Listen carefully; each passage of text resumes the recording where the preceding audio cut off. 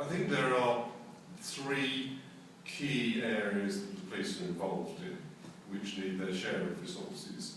They are the local neighbourhood crime and working with neighbourhoods, where the traditional doctrine of policing in this country, which is policing by consent, is absolutely at its most visible.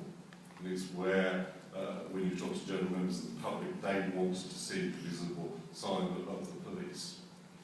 And the second part are those which have the strategic attacks on the crimes which are not necessarily engineered locally, and may indeed be engineered in terms of cybercrime outside this country, to which the Thames Valley has got to play its share of helping to stop them.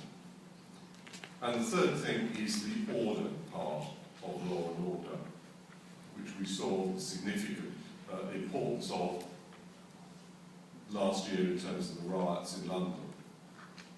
And clearly, working with communities, neighbourhood action groups, safer partnerships, in terms of the structure which can give us the best consenting, the best policing by consent with local communities to continue to drive down crime, which I think everybody now acknowledges is falling from the high point it probably reached in the early days of the Blair government, is absolutely critical.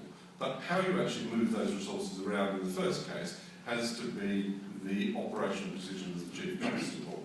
And they can bring their draft budget to me as the PCC, and I can say, how is this going to meet my priorities in terms of what you've got and who you're working with on deterring young people, and how is it going to improve detection rates? And no doubt the Chief Constable will say, but I've got all these other things to do as well. What would you like me to cut, sir, because it's your job in the end? And I will have to probably make some interesting decisions within that. But until I get my hands on the budget, I'm not going to be able to say exactly where they are. And I have to pay tribute to the police authority over the last couple of years. The CSR, which emanated under the last government, under Mr Hartley, your party's government, put us in a situation where the police had some of the most savage cuts in any public services, far more than most other public services. And Thames Valley Police Authority has managed that, as far as one can see, quite well in the first couple of years. They've front-loaded it.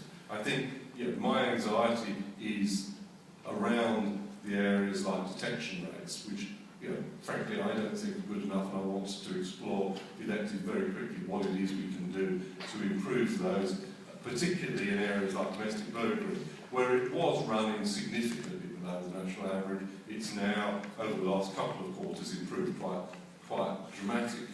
But I don't know how much of that is just due to burglars who are caught putting up their hands for lots of other burglaries which they want taken into account.